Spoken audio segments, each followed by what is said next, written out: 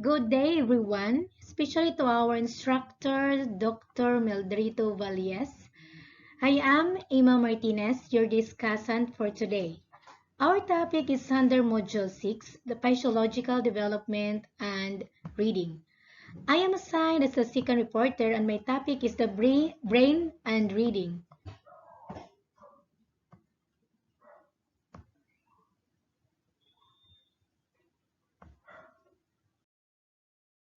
Of the day, reading give us some place to go when we have to stay where we are by Mason Coley. Reading a book is like rewriting it for yourself. You bring to a novel anything that you read, all your experience of the world. You bring your own history and you read it in your own terms. Reading also develops a person's imaginations and allow us to dream and think that he would never been able to before. Reading is one of the most abstract and symbolic of human activities. It requires a brain that is functioning within normal limits. It is the process by which a reader extracts visual information of written text and makes sense of it. I have to show you a video clip about how reading brain works.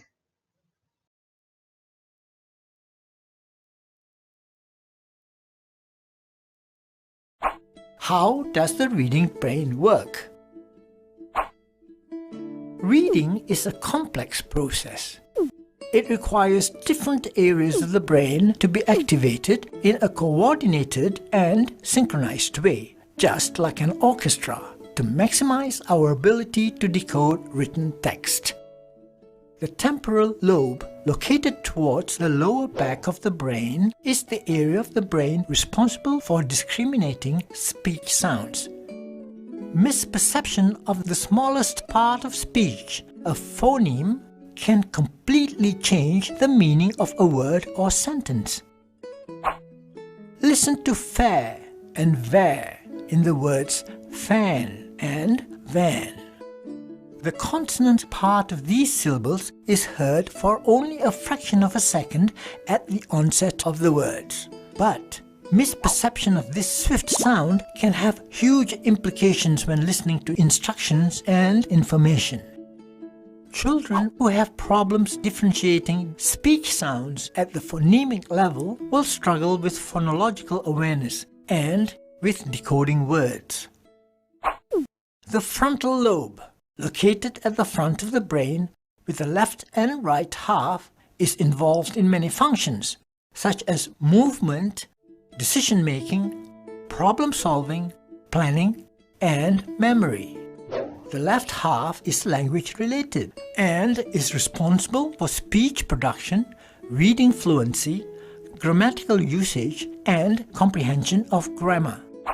Children with grammatical comprehension problems also have difficulty with prefixes, suffixes, and complex grammatical sentences. The angular gyrus, situated at the core of the brain near the back and top side of the temporal lobe, functions as a reading integrator. It is the hub that helps us convert visual input to audio output. If this part of the brain is not well developed, the child may not be able to relate the letters S-A-T to the word set, even though he might have used that word many times. These brain areas do not work in isolation. They act as parts of the brain's network. When you strengthen one area, it improves the entire network. Conversely, if you do not use an area, it weakens and falls into disrepair, just like an abandoned building.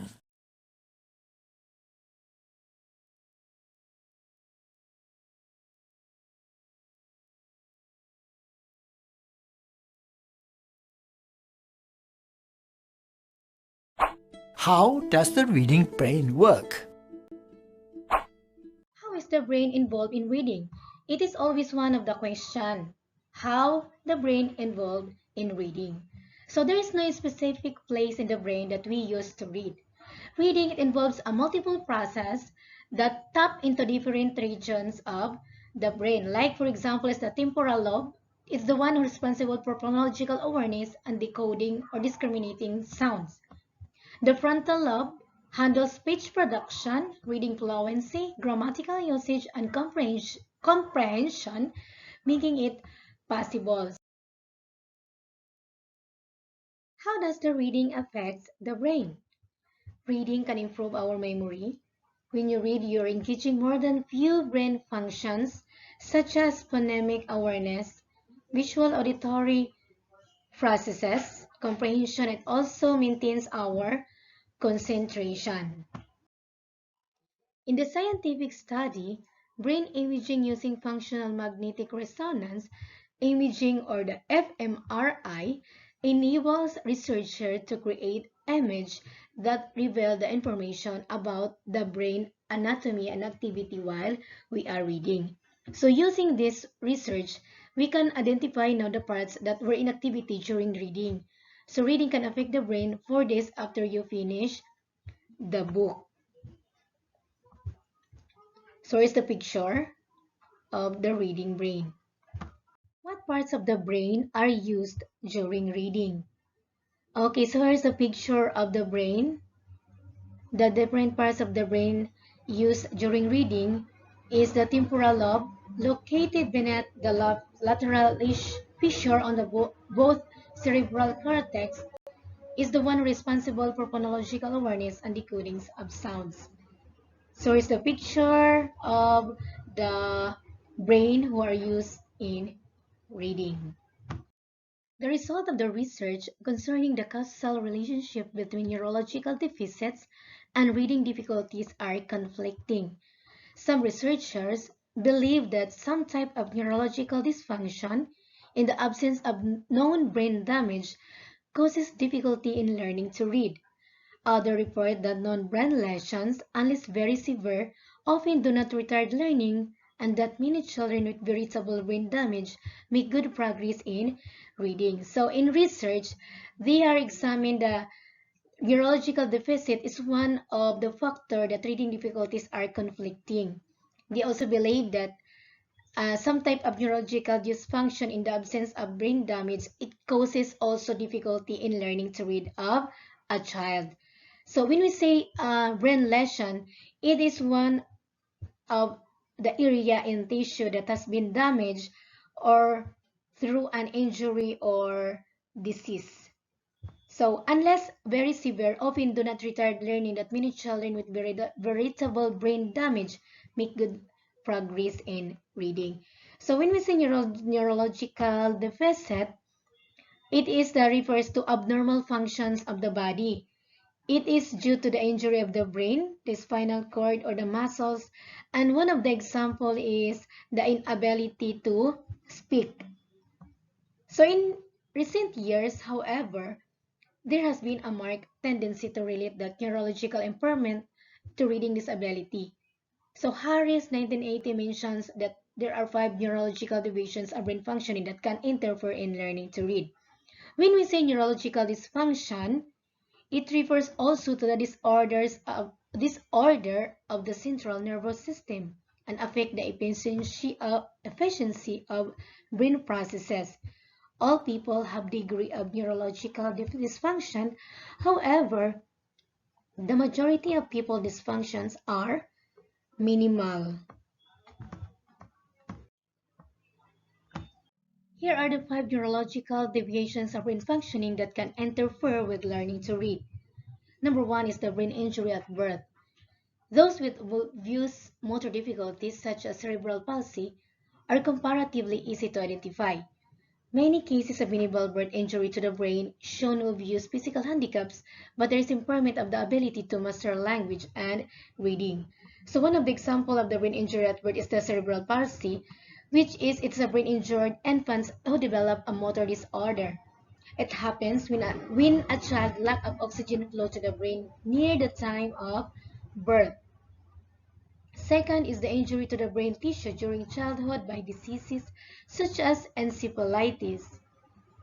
One such was normal youngster who loses ability to speak following a high fever at the age of 2. From then on, All his language functions developed slowly, and learning to read required much effort for several years. Rare case congenital unacquired brain defects. So example of this is the cephalic disorder. When we see cephalic disorder, it's the normal development of the body nervous system. And congenital means it is a disorder that present and usually happen before birth. Number 4 is the pattern of growth in which brain mature in an irregular pattern, with some functions developing normally and other much delayed. Sometimes it referred to as a development lag.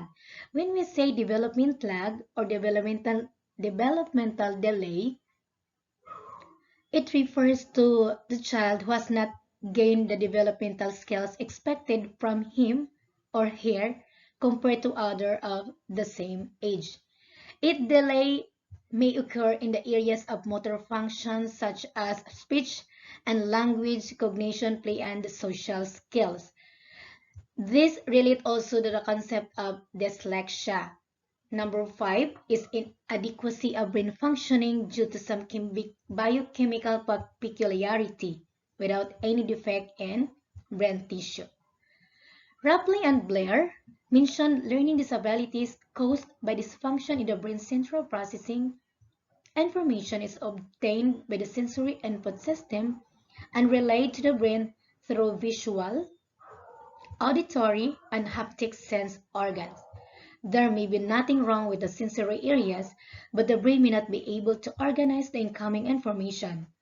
Central processing dysfunction should be suspected when they exhibit this behavior. So, Rapley and Blair um,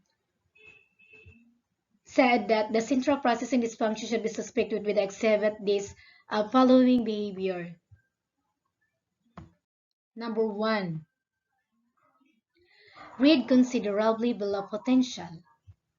Number 2, has a poor visual motor coordination such as a difficulty in printing, writing, and drawing. So number 2 is mostly they are in trouble in recognizing pattern and completing hands-on, like for example in math problems or any activities. They are in poor line awareness in handwriting, drawing, and it is also a sign of dyslexia. Number 3, reverse letters and order of letters in words or changes the orders of sounds in word when reading. So as a child, he might reverse letters because of the poor memory on how to form letter, visual processing issues. Number 3. So number 4 is the poor in organizing work. Poor in organizing work can affect also on how things can be completed on time. You will not be able to fulfill the task. Number 5 is often appears clumsy and awkward. So it's very familiar. With this, a person must have with a poor motor coordination. Number 6 is hyperactive, is constantly in motion or restless. With this, it's usually in the constant activity being easily distracted. He or she is impulsive, inability to concentrate, or very aggressive. Number 7 is distractible, has short attention span. This is very familiar to us. I have experience with this kind of behavior in my students. So this kind of behavior, being easily distracted, is called an ADHD. When a child is upset, he can easily change his mood. They can let anger and upset feeling go more quickly. Number 8 has difficulty in shifting from one activity to another. It repeats the same behavior over and over. So this is also called perseveration. When we say perseveration, it is when someone gets stuck on a topic or an idea. The people who persevere often say the same thing, the same things, or behave in the same way over and over again, but they can stuck on their emotions, actions, and thoughts. Number nine is impulsive. Impulsive is we are doing something without planning. Number 10 is slow in finishing work. Number 11 often shows a lag in a maturation. So there is a slowness or delay in some aspect of a neurological development that maybe affect cognitive perceptions and behavior of a child or of a learner. Next is the cerebral dominance. When we say cerebral dominance, it is the ability of one cerebral hemisphere, commonly referred to as the left or the right side of the brain. So here is the question. Why are some persons are right-handed and others are left-handed? It is one of the questions that I always ask myself because I am a left-handed person. Why are others are ambidextrous and what is ambidextrous? That is, they can use other hand equally well for such tasks. For example, writing, cutting, or picking things up. Why are some persons are right-handed? Okay, so persons uh, persons with left-handed appears to be related to difference between the right and left halves hemisphere of the brain. The right hemisphere controls the movement on the left hemisphere and controls the movement on the right side of the body. So that's why there is a person using the right hand and there's a person also that using their left hand. So why there is an ambidextrous? When we say ambidextrous, it is the study shown that people who have preferred for using right hand tend to have brain in which left hemisphere is dominant. Some have suggested that for ambidextrous people, neither hemisphere in the brain is dominant.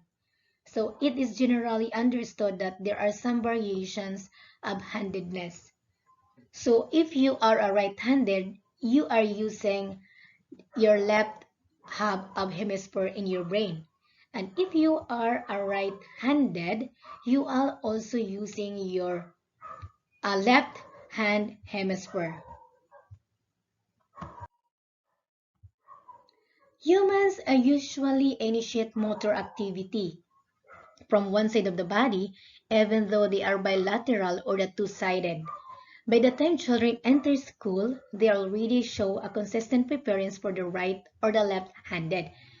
As always, if a child already learned how from the very start on the way that they already learn on how to write, they will how to write. They already show a consistent preference for the right or the left-handed that the left hand that they are using. So as will preferences in the use of eyes and feet. So these preferences are also called a laterality or the sidedness. Laterality, it implies also in the one hemisphere of the brain. It is more important in the behavior or the functions of more efficiently than the other. The left hemisphere controls the right side of the body, while the right hemisphere controls the left side of the body. So that is the laterality. Example of the laterality is that left-handedness or the right-handedness and left-right-footedness, it may also refer to the primary use of the left or the right hemisphere in the brain. So there are several types of cerebral dominance as manifested by preferred use of hand, eye, ear, and foot. Number one is the left dominance. So when a person using the left hemisphere of the brain, he or she is the person who right-handed, right-eyed, right-eared, and right-footed. Number two is the right dominance. So if the person is a left-handed, left-eyed, left-eared, and the left-footed, that person is the right hemisphere of the brain is dominant. So the third is the cross dominance. When people have dominant hand on one side and dominant eye on the other, such an example is the right-handed, left-eyed. Number four is the lack of dominance. So when people do not have a consistent preference for an eye, hand, or foot, implying no dominant cerebral hemisphere. So these are the several types of cerebral dominance. Next is the laterality and reading. Laterality has been subject of extensive studies, possible factor in learning to read. A while ago, we already give the definition of laterality. So the survey shown that some poor readers have failed to establish a preference for using one side of the body to the other. It has been hypothesized that children who have gross dominance or who lack dominance may tend to have several difficulties in reading and also in writing. So, but studies made this area have not been definitive. Almost as many good as poor readers do not consistently use the same side of the body. However, some have observed that in the case of lack of dominance, as in the ambidextrous person, the reader may become confused and indecisive in his reading. He sometimes reads in a left to right direction and other time reverse in the direction. Okay, how can we identify if the learners who experience barriers to reading due to laterality? How can we identify? So one of the example is that if a child who has a laterality problem, he has not yet internalized the knowledge that the body has two sides. So the child have difficulty in spelling and frequent reading errors. Okay, so I have here an activity. This activity is a brain dominance inventory. This inventory will help determine if you are primarily a left brain or a right brain learner, or if you are a bilateral using both equally. You have to answer the question carefully. Checking the answers that is correct for you, you have to select one of the most closely represent your attitude or behavior. When you have finished, you have to refer to the scoring that follows.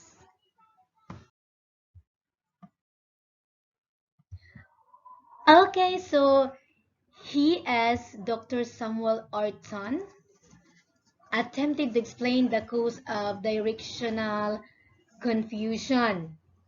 Back in 1920s, he hypothesized that in learning to read, the pupil develops memory traces from words both in the dominant and the non-dominant hemisphere. Those in the non-dominant hemisphere normally are the mirror images of the former and are thus suppressed. He suggested that if cerebral dominance is well developed by the time reading begins, reading proficiency is not affected. However, if no spatial dominance is developed, or if the memory traces in the non-dominant hemisphere becomes active, reading occur. Dr. Samuel Orton is a neurologist and a psychiatrist. He also studied on learning disabilities about dyslexia. Left-handedness may also cause some difficulties in reading. Yes, they say that being a left-handed has the most common difficulties in reading, remembering letters quietly, slowly, because they are confused in similar letters like L, M, P, T, H, S, C. They do not recognize letter in an inverted form of I, A, shades crossed out. So that's it.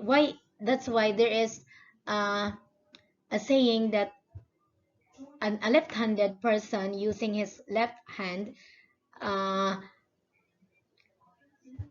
have a problem in reading. So the natural tendency of a left-handed person is to move from right to left in tracking words. Yes, because I am a left-handed, that is one of my problem when I am reading, and I am reading especially in a magazine. Sometimes it's causing reversal errors. Harris, 1980, suggests that reading specialists should be concerned less with the child pattern of laterality than with the signs of confusion. One of the implications is that left-handed child who is learning to read may need more training in left to right orientation than the right-handed child. Yes, it is true. Left-handed child, when they starting to when they are started to learning to read, they need to train from the start to the left to the right, then started from the right handed.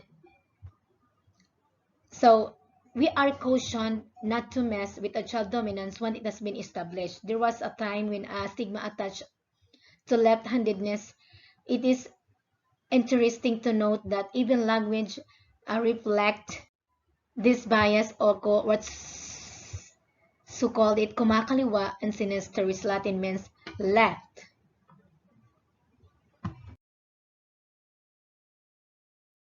Some teachers force left-handed children to write with the right hands. Some parents also force these children to hold a spoon with the right hand while eating. Such practice may result confused dominance or lack of dominance with attendant problems in reading and writing. I experienced with this kind of situation when I was in elementary. One of my teacher always told me that you have to use your right hand because if you are using your left hand, you are wrong. So I was confused why he said that there are some persons using their right hand and their left hand. But because of the subject, now I learned that why some persons using their left and right hand in writing. So today, as more people increasingly recognize that there is no inherent evil in being left-handed, much is being done to accommodate their needs. For example, there are now left-handed chairs in school and tools are manufactured, especially for left-handed individuals. So, because of the high technology of today, most schools are manufacturing left-handed chairs intended only for left-handed individuals, giving the impressions that something happened or harmful in using our left hand. It's just, I think, it's just a superstitious belief.